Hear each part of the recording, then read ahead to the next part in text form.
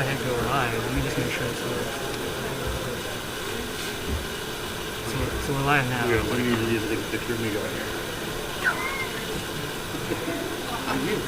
Let's mute anything until we're ready. And then mute it.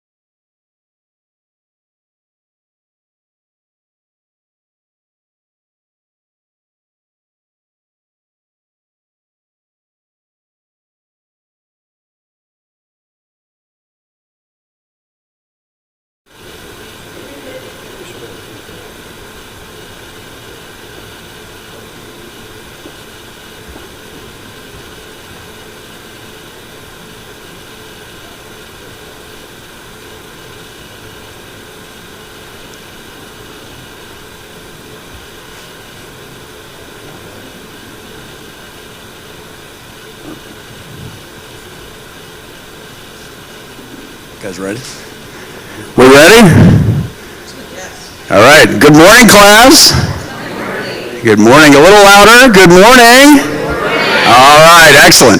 Thanks for coming, everybody. We appreciate you getting up nice and early this morning. We want to first thank Jennifer Griffith from First Merchants Bank for sponsoring today. Yay for First Merchants. They're our bank, by the way. We love them. And then Dr. Doug Poorman. Where's Doug? Raise your hand, Doug. Dr. Doug Poorman of the Petplex Animal Hospital and also Animal Hospital of New Albany. So if anybody has pets, that's the place to go. This morning we're going to talk, you're going to listen to Butch talk about his experiences. And he is an Olympian, he's a teacher, he's a mentor, he's a coach, and he's a friend. And he's an amazing human being. He's seen things and talked to people that you and I have probably only seen on television. He ran the 400 meters in under 43 seconds and held a world record for over 10 years. Now, I don't know about you guys, but that's really fast. And the things he's going to talk about today, not only speed, which Peg and Michelle and Julie and I were very much advocates of doing things quickly. You business owners out there know we kind of nudge you a little bit to go faster and faster. But the second thing he's going to talk about is adversity, and how do you handle adversity, and what do you do when things don't quite go the way you planned, and how do you react to that? And it's really all about what you do versus what happens to you. And with that, I want to introduce our friend, Butch Reynolds.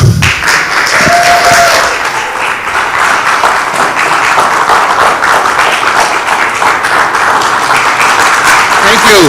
Thank you very much. Thank you. Thank you, thank you, thank you. Thank you very much. Thank you. Pete, thank you for that great introduction. I appreciate that. It was, I know it came right from the heart, and I know you, so I know how you felt and what you meant about that, so thank you. To the sponsors, Breakfast with Butch, thank you for helping me bring this on. It's been, I tell you, it's been a 20 to 30 year cycle here, and to get to this point, I'm excited. I think this is an opportunity for me to really set a tone of the next part of my life, okay?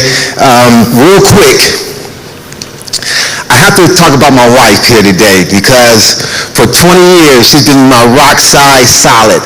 Okay, she didn't know much about my adversity at the time, but when I met my wife, Stephanie, she had 2 kids. Will was 11, and Janiyah was 1.5. And I'm gonna tell you, the last 20 years, I've been on a, how can I describe the positive energy that not only they gave me, I know, but I gave them. It was reciprocated to the max when it comes to the love, the commitment, the dedication, and the sacrifice of a family. When we talk about, real quick, adversity and things like that, we talk about what we miss. And as we go through those processes of what we think we miss, we kind of forget the blessings that's in front of us. And so when I start talking about my story, my testimony, I'm definitely going to cover, don't miss the day-to-day blessings that we have and that we share with each other, okay? And this is why Mrs. Reynolds here is so important to me, because it brought that back to me, okay? When you're hurt and you're going through pain, you're going through some type of loss, some type of grievancy, you need something to hold on to. You have to find something to give you that salvation, to give you that stability. And wherever you can find that stability at, as long as it's positive, stay with it until you feel that you can breathe again. When I say breathe again, people realize they don't understand when I say breathe, because if you don't breathe, you know what will happen. We will surely die, period. So you have to breathe. But I'm used to breathing a certain way for X amount of years, and then when certain things happen, you don't breathe the same way. The only reason why you know that, because you get to a point where you are breathing again. And when you're breathing again, you realize, man, I wasn't even living before. Now I'm living again. And what it does, it gives you more what? More faith. More faith. And before I get in here, we at a church today. Thank you for that. But faith is the substance of things hoped for and the evidence of things not seen. And I used to think that faith was something that I knew, something that I believed, something that I had the utmost confidence in. And then when my faith started to question, why? Which we all do. What's going on? Why is this wind blowing so hard this way? Then you rely on faith. And then you know what faith is. Faith is the substance of things hoped for, nothing guaranteed, and others are things not seen, nothing guaranteed. But you have to believe in something that we don't even know. God, know who he is, I guess, for everybody on their own way.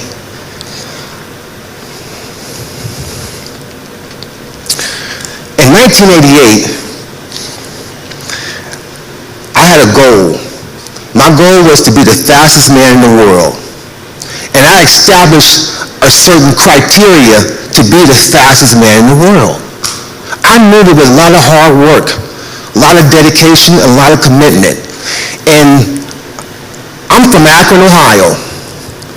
I'm the son of Harry and Catherine Reynolds. Harry was a factory worker. He worked for General Tire in Akron, Ohio, where he was the rubber capital of the world. My mom was a caregiver. She worked for the Summit County Children's Services, taking care of foster kids, per se, from 7 to 15. And she did that for 30 years. And through that process, my brother and I did a lot of work with those kids. I shouldn't say work. We kind of played with them, ate dinner with them sometimes, when my mom had to work certain shifts. And so they was like friends of ours. So when it comes to giving back and setting a certain tone, the Reynolds family that's what we did all our lives. Giving back, helping. That's what I did when I was there. And then when we got older, we kept going there just to hang out with our mom sometime, and the kids were more younger, and we would find myself mentoring them. So when I say my goal was to be the best in the world, but I wasn't that way growing up. I was an inner city kid, and my best friend, real quick, so you know the environment that we were in, the environment that we was raised up in at the time. My best friend that I grew up with since 3rd grade, my senior year, I went to college for 4 years. He went to jail for 4 years. We were like this. And I think the only difference, and this is very important, the only difference is that I had a father that was in the house. He didn't have a father that was in the house. I think that was the only difference. We did everything else together. We played pee-wee football together. We ran track together. We went to school together. He picked me up, I picked him up all the way through. So what happened that he went to jail for 4 years and I went to college for 4 years. Adversity, understanding life, understanding how close it is, understanding this is what I was up against. And my brother as well. I had a younger brother, Jeff, who was 1.5 years younger than me. The plus of that sacrifice, the plus of that difference was my parents, no question. No question about it. And my dad tried to mentor him as well, but he wasn't really his dad. He didn't have to listen. I had to listen. And one of the things I had to listen, because it was my dad, is that what made the transition for me was in 9th grade. My dad said, "You're going to this private school." He sent my brother and I to Archbishop Hovind High School in Akron, Ohio. We were inner city young men, strong inner city kids, moving us, our education, our environment, to a Catholic high school in 9th grade was a culture shock. It was a difference. My dad saw that vision then. I didn't see that vision again. I had no inkling of what the vision he was talking about. All I knew is that he was forcing me to do something that I did not want to do. That's all I knew. I wanted to go to the public school with all my friends and keep doing the same thing that I was doing before. But once again, my dad saw something that's not for his kids or me. So we went to this private school, and I'll be honest with you guys, it took me a good 2 years to understand the transition. It took me 2 years to understand the brothers and sisters in my Catholic high school. But after those 2 years, and I think what helped the most is I played basketball. I was there to play basketball.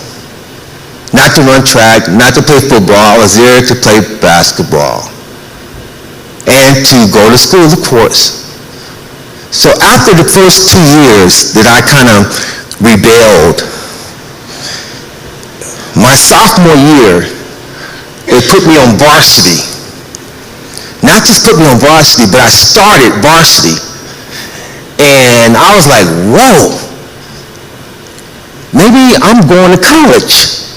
Something just dawned on me. Something clicked in. I wasn't thinking about college before then. I think that's why he wanted me to make this transition and go to this school. Because then I started thinking about college. And so as I started thinking about college, I knew that for the first 2 years, I didn't do much when it came to academics. Because I didn't want to be there. So I thought that being smart, you don't do nothing, they'll get rid of you. Quiet as a kept, they never got rid of me, you know? So I brought up that D- average to the C, to the B. I was moving in that direction. And I say that because I started to buy in to what my dad was talking about. That sophomore year. So when I get into my speech, I have to give you the background of where I'm from. Why my mindset was the way it is. I was the first to graduate in my family. Uncles, cousins, nephews, nieces. I was the first. It wasn't easy because once again, I was a student athlete. And being a student athlete, we left Thursday for a track meet. I didn't get back home until Sunday for my track meet. Thursday, we traveled. Friday, we ran. Saturday, we had finals. Sunday, we traveled back home. Now, I'm in college. I'm not the greatest academic guy as it is. Now, I'm missing Thursday, Friday, and Saturday and Sunday, and what happens is this. When we travel about 10, 12 guys from The Ohio State University. When we get there, sure enough, I'm the only one who makes the finals for the next day. So people know they're there, they can start studying more. My mind is not made that way. I got people trying to beat me tomorrow. So I'm thinking about those people that's trying to beat me tomorrow. I'm not thinking about, okay, my algebra. I got to finish this algebra out. I couldn't do that. I'm thinking about competing and being the best. Because when that Saturday got there, I competed and I was the best and I did win. I didn't take losing lightly. I didn't take failing lightly. So true enough, Sunday when I got back home to Columbus, Ohio, I had to study. Because if I didn't study, I cannot run. My daughter and I have a little thing going on right now because to me, she's at Ohio State Law School, freshman at Ohio State Law School, very proud. But we talk about A's and we talk about C's. C's to her is like failure. Like what? This is like a plague. To me, C was dandy. Yes, I can run, I can compete. You know, that's the night and day difference of the mindset of academics or the mindset of competing. Very competitive, no matter what we are. My family is very competitive. We want to do our best. So, real quick, and I'm gonna move on to my story again, but in 1988, when I went to the Olympics, and I got back from the Olympics, my academics, I got the first 3-point at the Ohio State University than I ever had before. Why? Because the success, the dedication, the commitment, the sacrifice of going to the Olympics changed my view, changed my world, changed my mindset. It changed me individually. People think you win gold medals, you win silver medals, you break world records. That's all it is. Real quick again,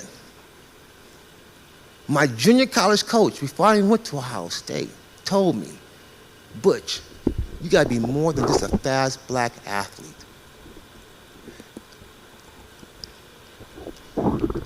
I was only 19. I didn't know he was trying to be funny, racist, or what at the time. I didn't understand that statement, but then I just kind of marinated on it and thought it through. And I was like, I think I know what he's talking about now. He's talking about a man called Jesse Owens.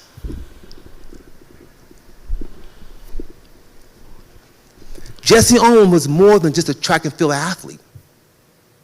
Jesse Owens stood head to head with one of the biggest, most negative person in the world, was Hitler. A track and field athlete representing his country in the 1936 Olympics stood toe to toe with Hitler. Humanity, life, nothing to do with track and field. The humanity. And I'm like, this is a leader. He's a leader not even on the track, winning 4 gold medals in Germany, but off the track, the things that he did.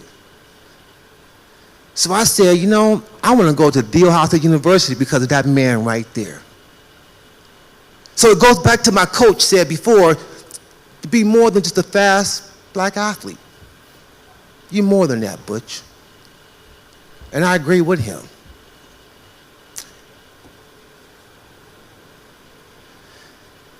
So in 1988, having that mindset of being the best in the world, we went to Seoul, Korea. My very first Olympics was in Seoul, Korea. And I'm gonna tell you, round 1 came up. I was confident, yeah, I can do this. You know, I'm only 24 years old, but I can do this. Round 2, oh yeah, I'm feeling good now. The legs are healthy. You know, one thing about an athlete's biggest fear is injuries. We can't do nothing with a hurt body. Round 3, oh, I'm in there. I'm in the best, I drew one of the best lanes for the gold medal round. I'm ready to go now, okay? Gold medal round come up. I'm in the blocks. I'm going like this, shaking it out. I'm getting ready. Now look at my singlet, and it goes like this. I'm like, Butch, you gotta calm down. You about to run the 400 meters, the hardest race on the book. And your heart is going like, your chest is going like this already. So I looked at it and I said, you know, I was having anxiety. I was having never had a panic attack in my life. I get to the Olympics and have my first panic attack. So I'm like, calm down, Butch. And then I told myself this, you don't gotta do your best. Because see, your best was what? I'm gonna show you guys that piece in a few seconds. Your best was what? What was your best? And I'm gonna show you my best. And I'm gonna get back into the 1988 gold medal round. The gold medal round. But let me show you my best first. Julie?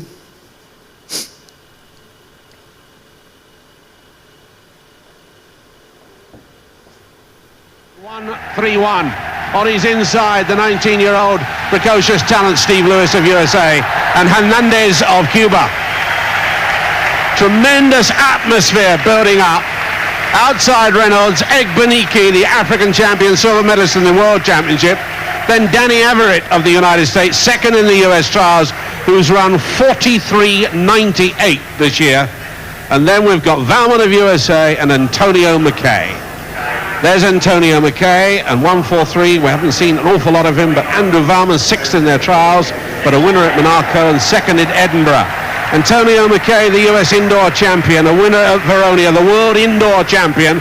That's the lineup in this incredible 400 meters, and they've just seen Derek Redmond blaze away to 44.67, winning the B race.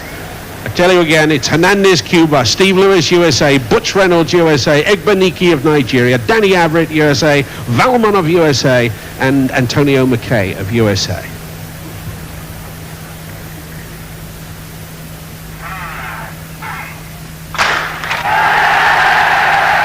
30,000 hold their breath, and off goes Butch Reynolds, but Egbenike's gone off faster. Egbenike in lane 5 has screamed down the back straight. Hernandez of Cuba in the red shorts is closing, and Reynolds has got a battle on his hands because Egbenike, the silver medalist in the World Championships, the Commonwealth record holder, the African record holder, has gone screaming around the bend. Danny Everett trying to close around the outside, and now comes Butch Reynolds being pushed by Steve Lewis in blue. Reynolds is up to his shoulder. Reynolds is steamed past him, and Butch Reynolds is coming away. All 6'3" of him. He brings Steve Lewis with him, the 19-year-old, and Danny Everett will be third. And look at that! He's done it! The world record is his at sea level, and he's murdered it. He's taken it apart, and justice has been done at last. The fastest man in the world at altitude or sea level, 43.30, and that obliterates Lee Evans from the record books. That is an astonishing half a second, and Butch Reynolds claims the title he so richly deserves. He wouldn't go to altitude for it. He wanted to take it at sea level, and Butch Reynolds, the clearest favorite for gold, has stormed to an astonishing world record. He was a lot. Of 43. He was like 15 years older than me, so when we was in Europe in different countries, he was always telling me about this, telling me about this story. So it was my years of traveling around the world was very educational at the same time. But that was my best. That was the best. I was trained. We trained hard for that 4 years. And how that happened was the same coach, John Francis, who told me a lot. You know, he was a Purple Heart in the service, shot twice. And this is what I needed when I transferred from Akron, Ohio to Kansas to meet him. I needed a guy that would not take my stuff. You know, he was not listening to my junk. No, he was not. He said, I don't care where you from, you know. He said, you're going to do it this way here. And I needed that type of guy, that type of coach, that type of leader to put me on the right path. Because he used to tell me, you're not going to break a world record coming from behind, Butch. I used to wait and just let everybody run themselves out, and then I come right behind them and beat them all. And I like that because it wasn't as tiresome. I like it because, you know, I was winning. It worked. But then he told me, he said, Butch, you can't break a world record coming from behind. You have to be up front. I said, okay. Well, let me tell you, I took that one up front, and that hurt from my head to my toe, my teeth, my body. I still feel that pain from that day sometimes, okay? So I heard his philosophy, but man, to compete that way is challenging because it hurts bad. But after a while, you get used to that's how you have to do it. And I started competing that way. I started living my life that way. I'm going straight to the head. I'm going straight to it. With all my heart, with all my body, with all my mind, I'm going for it. And I'm not going to be denied. And whoever's with me will not be denied neither.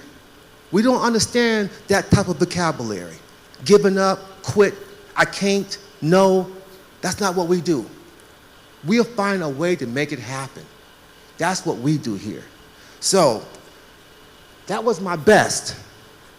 Now, a month later, this is the Olympic story I was talking about, okay? Now, a month from after that day, I'm here, and I'm getting ready to run the biggest race of my life now, for the first time ever. I trained for this race. When I did that race, I had a sign that said, Harry Butch Reynolds, 43.86 seconds. And I had that in my room, dorm room, all the way from Kansas to Ohio. I put it on my room, and I looked at it every day for 4 years. And some days I looked at it, and I'm like, this is not going to happen. Then some days I looked at it and said, I'm all over it. Let's get it going. It was so many different days, so many different emotions in that time. Some days I'm like, I'm not going to run no more. Some days I'm like, I'm going to keep running until I can't run no more. It's so much. But you got to have something in there that you can see. So the very first start is this. I'm in the blocks now. Gun go off. Bam! I got a good reaction time. My reaction time there at the time was faster than Carl Lewis. The reaction time, because I was ready. But then once I react, I was like, I can chill now. I'm in Olympic Games, Olympic finals. And I told myself after the first 2 steps, I can relax. When I looked up, I was in 6th place. And people, you know, 6th place, there's no gold, there's no silver, there's no bronze. You don't have anything. I go from 6th to 5th, 5th to 4th, 4th to 3rd, 3rd to 2nd. Whoa. Photo finish. We both leaning for the tape in the 1988 gold medal round in Seoul, Korea. It was the longest 5 seconds I had before my life looking to see who won. Where everybody looking to see who won. I said, damn, pull it out. I'm just telling myself, please pull this out. I lost the gold medal race that day by 0.06 seconds. That's one day, one race of my whole career I wish I could have back. Because if I had that back, I would have broke another world record, okay? That's what you learn from that day, is that, Butch, no matter what, give it your best. Always, always do your best. And that was I had to go through all this to learn this. So I can tell people, tell you, tell the kids that I work with, always do your best. So I'm gonna do this real quick. I'm gonna say always. And I want this group over here to say do, and one in the middle, right here, yes, your, you got it, and one over here, best, got it? Now, and I'm gonna show you something. Always do your best. All right, now let's do it one more time since we all know the words now. Always do your best. Okay, everybody but yours. Come on, guys. Everybody but yours. Always do your best. What happened to best? You were the first best ones. No, thank you. That was a statement that we learned. That's a statement that I cherish. That was a statement that I tell anybody and everybody. I'm not going to ask for nothing but your best. Give me your best. If this is your best, okay. If this is not your best, then guess what? Let's work on it. Let's keep working on your best. Because the more we have your best, the more you get used to doing your best, the better off you're going to be, and the better off we're going to be. Now, 2 times trophy winner, Archie Griffin from The Ohio State University. When I went to my adversity, and we talked about it, what is my adversity? This is my adversity. I was in New Delhi, India, running a track meet. I got a call from my agent telling me that I had a problem with one of my drug tests in Monte Carlo, France. And I said, a problem? I said, I have no problem with my drug test. He said, yeah, Butch, we do. And he said, it's not tea, because I drink a lot of tea. It's not tea. It's antibiotic steroids. Like, oh no. First thing in my mind is somebody's trying to set me up. Somebody's trying to get rid of me. Somebody's lying on me. Now, the problem I had was this. You guys all seen that 43.29, right? That was a heck of a race. Don't get me wrong. I'm proud of that race. To this day, I'm still proud of that race. My problem didn't come from that race per se. Okay, I said it was Monte Carlo. I ran a track meet, okay, in 1990. No problems at all in 1990. No big races, no nothing really in 1990. I'm getting ready for the 1992 Olympics in Barcelona. That's what I'm getting ready for. I just signed over $6 million worth of contracts. My Nike deal, my Kroger deal, my U.S. Post Office deal, my believable watch deal, and my Chevy deal. Yes, I'm a Chevy man. Because they was paying me. So I'm like, yes, I finally hit that plateau of what? An advertisement, marketing, I was Nike's man. Me and Michael Jordan was like this in 1988, 1989, okay? That's where I was moving. Me and Bo Jackson was like this. Andre Agassi, all the Nike athletes and I was like this.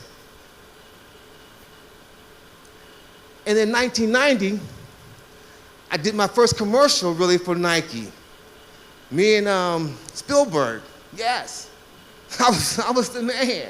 I was running in the bottom of my shoe. I had my own shoe from Nike, and I was running, they had me going through my shoe, you know. I'm like, oh, this is awesome, you know. Super Bowl Sunday. We getting ready, I had a house full for Super Bowl Sunday. We sitting there, we ready to see this commercial. I'm sitting there in my big chair like, yes, this is it, finally, right? And because of the false accusation, I'm sitting there, and Nike pulled my commercial. They pulled my money, and they said, we believe the accusation, Butch. I said, what happened to due process? Where did I get the due process? Where did I get my day in court? I never had a day in court. Where did I get this from? Oh, all of a sudden, news breaks. All over Columbus, all over Alabama, all over California, news breaks. Butch Reynolds tests positive for steroids. He's banned for 2 years. I still have not had a hearing. I still didn't went to nobody's courts yet. But the world look at me as what? A cheater. And once they do that, you're marked. You're marked. Now, I'm not going to cry on back. I'm a black man. Makes it even harder. True enough. Some might say yes, some might not say no. But let me tell you, it makes it a little bit harder. But that's okay, though. That's a challenge. I'm going to take that challenge. That was the hardest fight of my life. Because I was proving something that people already had their mind made up. So I had to live the life of a drug user, of a cheater.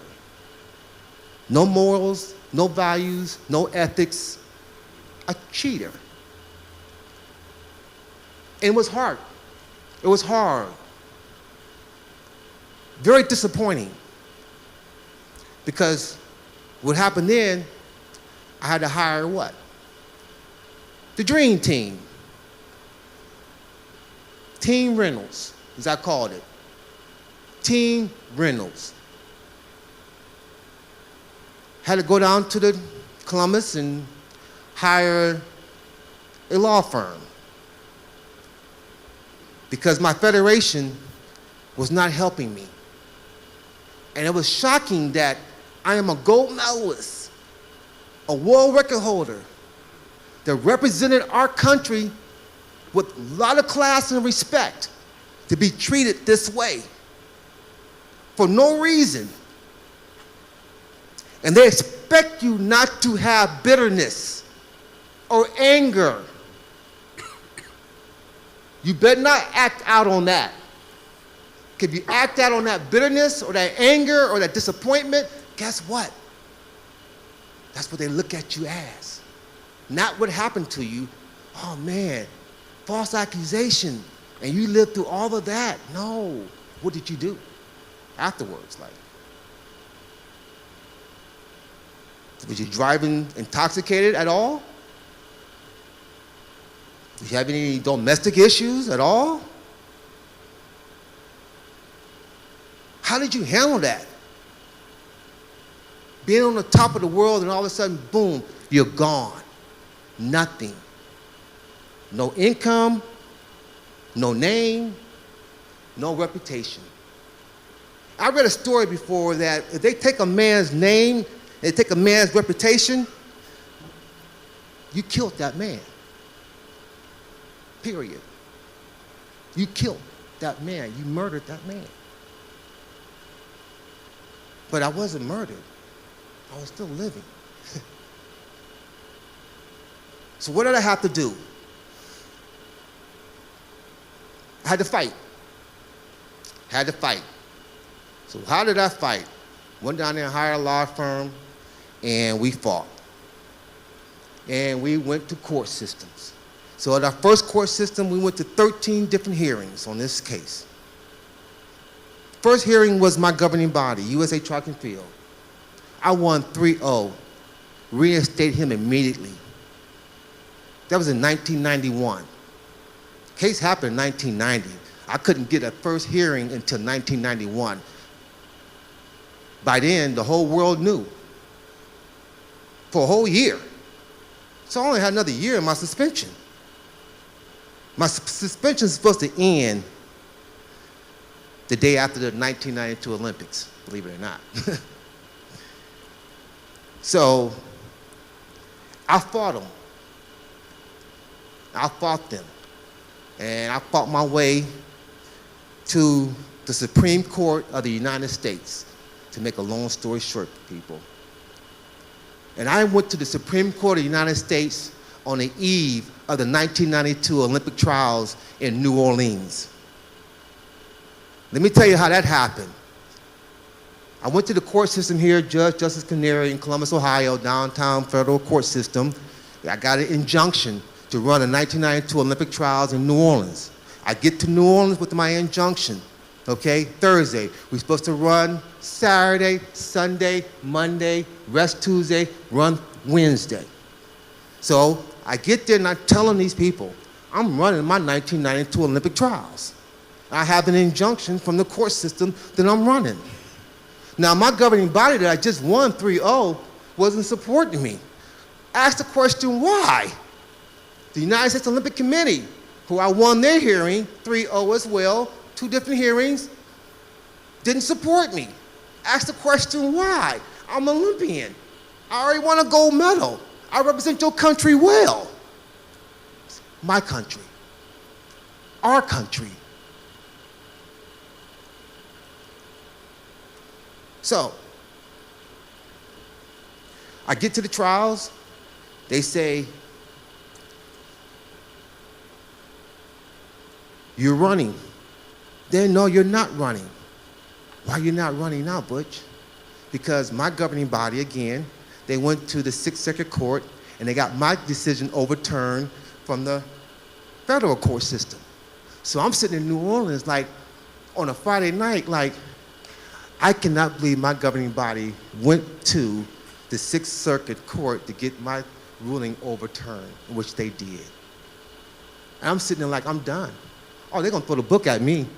Oh, I'm done. I'm done running, I'm done with all this now. They're gonna get rid of me because I fought too hard.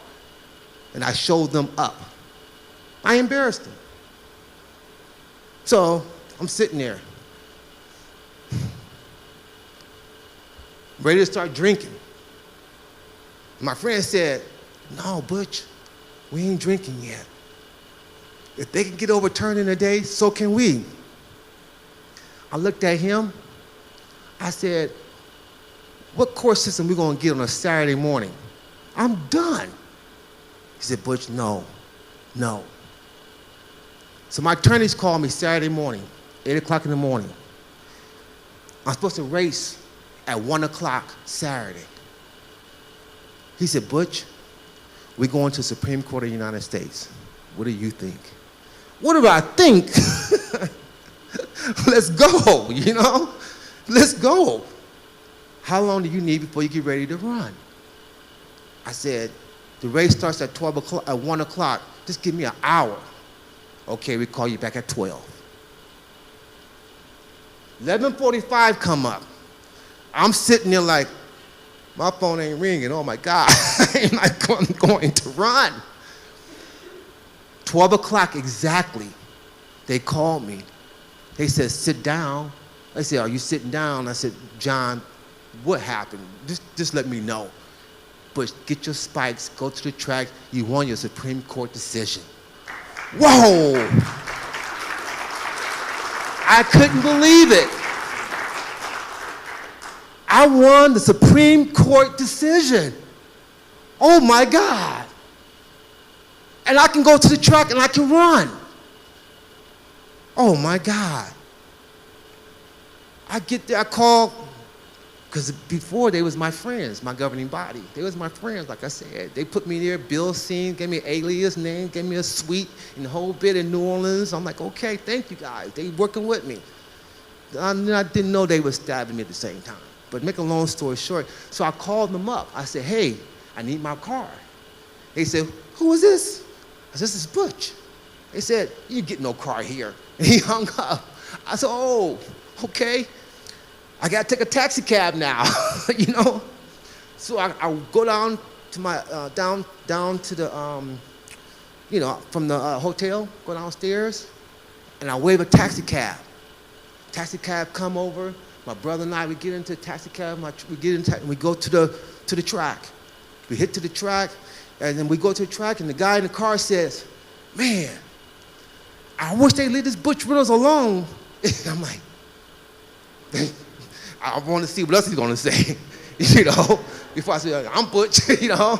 I ain't going to be thrown out the car. I got a little ways to go before I get to the track, and I'm tight for time right now. I cannot play games. So I was quiet for a minute, and I found out he was like, I wish they leave him alone. I wish they leave him alone. Yeah, I'm Butch Reynolds, man. Get me to that track, you know? So he got me to the track. And my brother and I got the car, and we go through the crowd, and we step on that practice track. And the rule was, if anybody is on the practice track or the track with me, they will be suspended from the Olympics. Okay? Now, when we got there, the threat became even more severe, meaning this. If I ran the 1992 Olympic trials, there'd be no dream team, no baseball, no track, no swimming, no nothing going to the Olympics. So now, I'm at the track, and I got parents there like, you trying to take my son's or my daughter's opportunity to go to the Olympics. No, I'm trying to fight for my rights. I'm trying to fight for my due process. That's what I'm trying to do. But they had me like, these people was like, no, you are banned, you don't need to be here. So I'm like, you know what though? You can think what you want to think. I'm sorry, but Butch Reynolds is running today, period. If I gotta run by myself, I did it before, because for me to get a qualifying time for the Olympic trials, for my injunctions, I had to have a qualifying, I had to run. So I went to 3 track meets scheduled. The first track meet I went to was Bruce Jenner's meet. Bruce Jenner How dare Butch Reynolds come and run in my meet, embarrass me this way in front of my meet? Bruce Jenner? Caitlyn Jenner? Excuse me. What? Due process. American way, American life. So what he did, he instructed his people, my blocks, getting ready to make that qualifying time for Olympic trials. Bruce Jenner had his people come and remove my blocks and take them off the track. And I'm sitting here like, I'm getting ready to run, and I'm like, what you doing with my blocks? And I'm moving this way, and they fired a gun. Bam! And the boy's running. I'm like, oh my God, this is what you're doing to me now. So I couldn't get a qualifying time. So I said, okay, okay. And Bruce Jenner has some words for me, because you know how media are. You know, I go to the media, San Jose News. I'm sitting in San Jose News and then Channel 4, whatever, and he shows me the tape of Bruce Jenner just saying, how dare this Butch Reynolds come and embarrass me like this in my race, and boo, boo, boo. I mean, he just floors me on TV. And I'm like, I said, so, okay, Butch, what do you think? I said, whoa.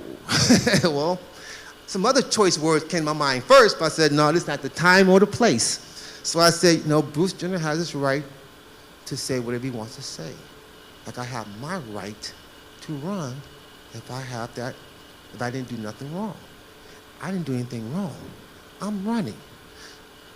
If I cheated you guys, I would bow out, save my money, because $1.2 million in legal fees was nothing to say, hey, you know what? I would have paid this 1.2. No, I would have kept my $2.2 million if I was cheating, if I was lying. I would have gave up anything to prove my innocence. Because I told you before, without your name, your reputation, you have nothing. You have nothing. I had to run. I didn't like running no more. It hurt me. I ain't want nothing to do with running no more. It crushed my heart. It crushed who I was. It crushed what I stood for. It challenged everything. It challenged my faith. It challenged my existence. Then I remember, it's always not about you. It's always not about you, Butch. Like I told you before, I'm more than just a fast black athlete. A lot more. And I had to prove it now. How did I have to prove it? By staying here today. If I would do any false movement, I would not be here today. Any false movement with that type of challenging, I wouldn't be here today. I'm here today because why? My strength, my faith, my family, the way I was raised. We're not cheaters. We're not people who take advantage of people. We're not that way. And when they did that to me, they did that to my grandfather, my grandmother, my family, my friends, and everybody who knew Butch Reynolds. So what did my grandfather tell me? My grandfather was in a wheelchair, and he was deaf. So when I was telling my uncles what happened, he was listening. He said, clear my name. Clear my name. And I'm like, whoa. It's more than me now. It's more than just me. It's more than just a track meet. So this is where I'm at now. This is who I am now. This is why I say, always do your best. Never give up. So I ran the 1992 Olympic trials. Yes, I did. And everybody else ran too. We all ran. But what happened when we got through running? They all went to the Olympics. I got my ring and coat. I'm in Florida getting ready to board the plane, the private jet to Barcelona. And they stopped me right in the middle of the runway on the red carpet. They told me to go back. You don't have credibility here. You don't have credentials here. In order to get to the U.S., get to overseas, you got to have credentials. They wasn't going to award me my credentials. They gave me my U.S. uniform, my ring, and all that kind of stuff, and they told me to go back to Ohio, where you're from. I'm like, oh. So I called, what I do, I'm 1.2 million my attorneys. I call them all day long. And they better answer. And they said, yeah, Butch, we kind of figured that. Come on back. Wow. So I come back. They said, well, what are we going to do now? We're going to sue them. I said, okay. Went to court, and we sued them for $27.3 million. And I'm sitting there like, whoa, this is 1992. I was like, I'm hurt, but I didn't think I was hurt that bad. $27 million? My God, I'm rich. To this day, I have not seen a penny of that money. And I probably won't see a penny of that money. But that's okay too, though. That's okay. Because I know who I am. I know how strong I am. I know what kind of man I am now because of it. In closing, let me say, adversity will teach you two things. One about yourself, two about others. Don't be surprised what you learn about others. That's what Archie Griffin told me, two-time Heisman Trophy winner from the Ohio State University. And at that time, it helped me grow because when people was coming to me, stopping me on the road, stopping me, and why'd you do it? I didn't go off. You can't fight everybody for what they thought about you. So I had to let that be. And back in my time where I grew up is that if you let that be, you're soft. So I had to deal with that piece because I knew I wasn't soft, but I had to let it be. And that was the hardest part, is to turn the other cheek, as we used to call it. And I wasn't used to turning the other cheek. We fought. I fought you. That's what I did growing up. That was my inner city. That's how I was raised. I'm gonna fight you. And now I can't fight you. I gotta turn the other cheek.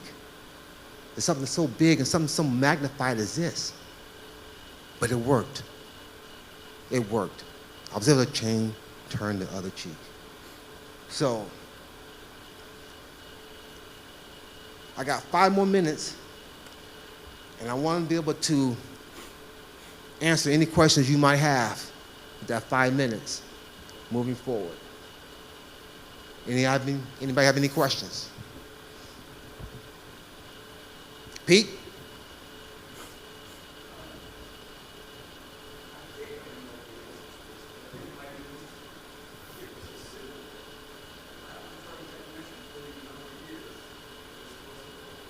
Right. It was something that simple. Yeah.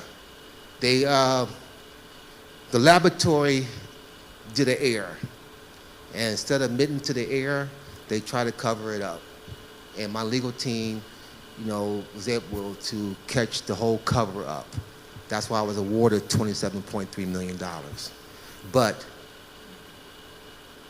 the IAAF, my governing body for track and field, they were in Europe, in London. And the personal jurisdiction issue, what we came across, didn't apply that way. So a legal technicality kind of kept them from paying my money, in other words, and allowed them to keep me and add another 6 months to my suspension. So they gave me a 2.5-year suspension for something I did not do, but took me out a whole another year of income as far as my European races go. So they retaliated on me for running the 1992 Olympic trials when the Supreme Court said that they would not and they cannot retaliate against you for doing it.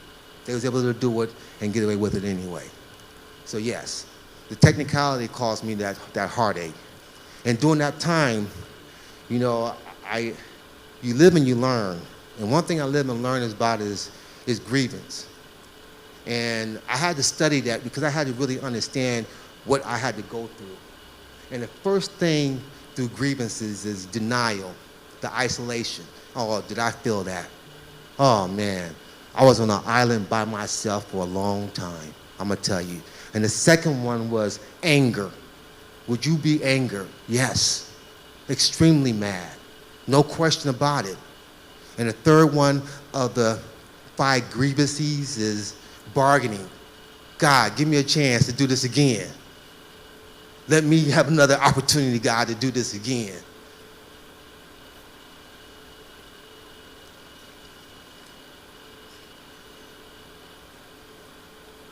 This one here was the real one. This one here was the real one. Depression. You're depressed. Yes. I was extremely depressed for a while. Extremely. PTSD, night sweats, panic attacks. I still can't fly well. I had to go through a whole ritual in flying. I never did fly well after that. It's not that I'm scared of flying. I just get claustrophobic. High buildings, 30th floor, 50th floor. I used to love getting up there and just watching everything, watching little peeny. Not now. Oh, no. I was on the 7th floor downtown yesterday and I almost had a panic attack on the 7th floor. System's still trying to get back normal from that. But the last one, then I can close with this one, is acceptance. I can breathe. That's when you know it's acceptance. I told you before, breathing. We don't breathe when we're going through things. We start breathing very shallow. You got to open up the lungs and breathe again and see life for what it is. Because pain will make you forget about life. Pain will make you just remember the pain you're going through, the grievance that you're feeling, the loss that you had. But when you get to the point of acceptance, you see the good times, the good things. And one of the biggest grievance things is, of course, is losing a loved one. Well, through this process, before I even became a world record holder, I lost my son, college sweetheart. He lived for 5 hours and he passed away in my hands. Enough to make you say, you know what, forget everything. 2 days later after that, I go to Oklahoma and run a track meet. Can't stop. Couldn't stop. If I would have stopped then, I would have been done after that piece. Losing a son, and that's all I wanted. I wanted a son in high school. My mom and dad said, please don't have no kids in high school, Butch. Please. I said, okay. As soon as I get to college, I'm going to give me some kids, though. And when that happened, yeah, it's enough to kill you here. But then when I got with that track meet 2 days later, and I'm walking to the hotel, I'm bawling. I'm like, why am I crying? I never cry like this after a race. I took third, but that was a good race. It was an indoor. I'm 6'3", 180 pounds. There's no way I can run an indoor and beat the guys this tall. It's just a disadvantage. But for me to take third, I'm like, yeah. Then for me to start bawling, it came from that losing my son. So I was challenged before I even became challenged with that piece. That's why I would never give up. I would never quit. And so my message now is to touch many kids' lives as I can. Many kids' lives as I can. And right here, I used to have gold, and I used to have silver, right? But what happened was, a year and a half ago, when I went to get my tags for my car, the lady at the place said, Butch, please bring your medals in. I said, you know what? I've been telling you I'm gonna bring my medals in for 10 years now. I got my medals today, right? So I brought my medals to her, and she was like taking pictures and stuff. So then all of a sudden, I leave, and I leave my bag in my car. And I didn't think that I had my medals in my bag until somebody broke into my car and stole my bag and stole my medals. So I'm like, oh my God, my bag is gone. I don't care about the bag. I don't care. That's the medals. I know that the United States Olympic Committee don't care for me. I'm gonna get my medals back. That's all I kept thinking. But in talking to the action team and Julie back there, we're gonna get your medals. We're gonna get your medals. So I got the police report, sent it to them, and my medals is coming back to me. But until then, thank you.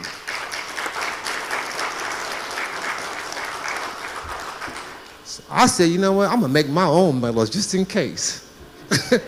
So this is a picture of my own medals, just in case.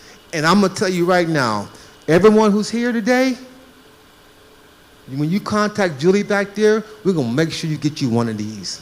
So make sure you let Julie know you here today, so I can make sure personally I give you one of my medals. These is better than the Olympic medals, because this is from me, right? Thank you, guys. Thank you.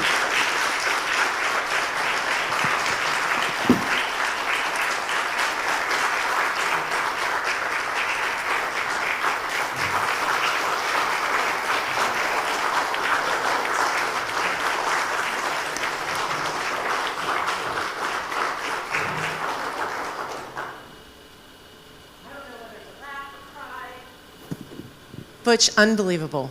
That was awesome. Thank you, guys. Thank you. And I want to let you know, we are live streaming this, and I have been getting text, Butch, the people listening, just saying, how awesome. And thank you so much for the gift. So here's the thing. How many people want more Butch? I had a feeling we all want more Butch. So Butch put together a program, if you would like. It's a gold medal mastermind lakeside retreat. Ooh. So this is what we're gonna do. It's in Apple Valley, which is about an hour north. It's limited capacity, so there's only room for 20 people. What you get is to have 4 hours with Butch, one-on-one, with this group. It's gonna allow you to relax, focus, and learn. Butch is going to talk about the starting blocks of focus. I love your focus. Oh my Lord. Anyway, we're gonna talk about goal setting, working with teams, conflict resolution, transition, attitude, and everything it takes to be successful. And this is good for any type of leader, any age, in order to get to the next level.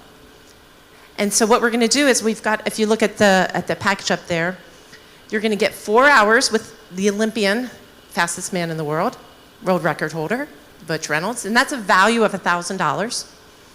We've got enrollment in the Gold Medal Focus Fitness and Nutrition Plan.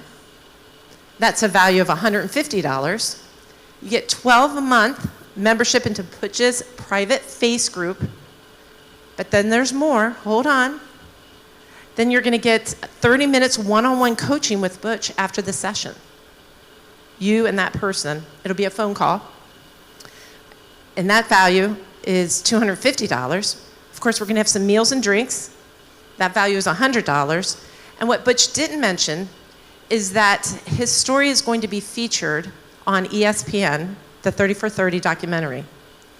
ESPN is gonna be telling his story. We think it's gonna be coming up in spring. No, we don't think, we know it will be coming up in spring. And we are gonna do a preview party for this ESPN. And they told Butch that they wanted to do it in New York and in LA. And he says, oh no, I want it in Columbus. So you will be given a special ticket to come to that preview party, that ESPN preview party. And all that when you add that all up, the total package is, Pete? Thank you. And if you go ahead, if you want to use, for those of you who are live streaming, you can use the QR code. If you want to put your phone up, you can register today. Put in the code FASTSTART for $5.99 for a person, and then if you bring a second person, that second person would be $2.99 for a total of $8.98. So if you guys would like to join that, the first 20 people will be in there at the Gold Medal Mastermind Retreat. And I want to thank you all for attending and being such great participants. And thank you again, Butch. It's been an honor.